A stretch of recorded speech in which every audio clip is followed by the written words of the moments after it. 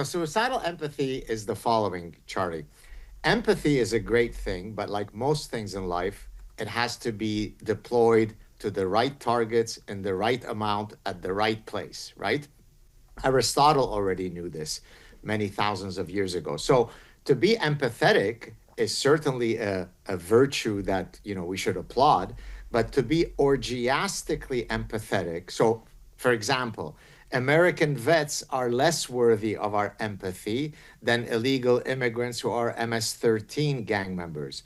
Transgender folks who want to play in women's sports, who are biological males, empathizing with them is more important than the hundreds of women who will lose a spot on the podium. So suicidal empathy is the misfiring of an otherwise adaptive emotion.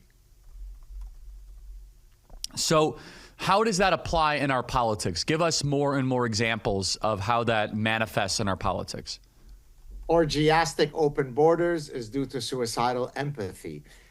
Choosing to never criticize Islam because it might marginalize the noble, peaceful Muslims that live next to me is a case of suicidal empathy. Arguing that all immigrants are equal, and hence, I mean, yes, they're equal in the sense that they're equal under the law, but they're not equally likely to assimilate and internalize Western values. There's nothing racist or bigoted about that, right?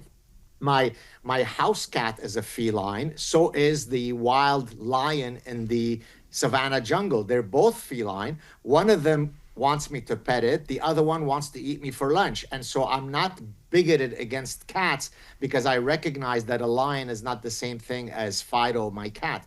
And so criminality, how we navigate through the penal system, is a case of suicidal empathy. Why don't we give the noble criminal an 87th chance? He's already been criminalized by white patriarchy. If we now put him in prison, we're double whammying him.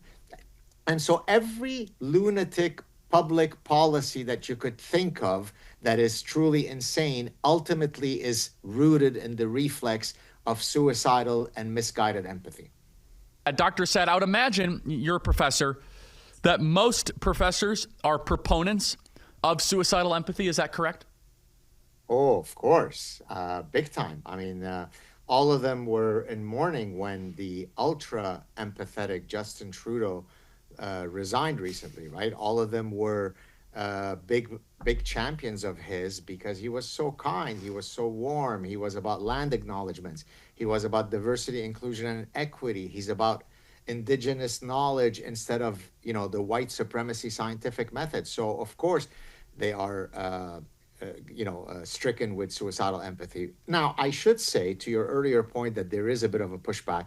I'm happy to report to your audience, Charlie, that I'm now receiving a growing number of emails from academics who are saying, wink, wink, I'm on your side, much more than I have in the past. So maybe they're waking up, so we can be at least a bit optimistic.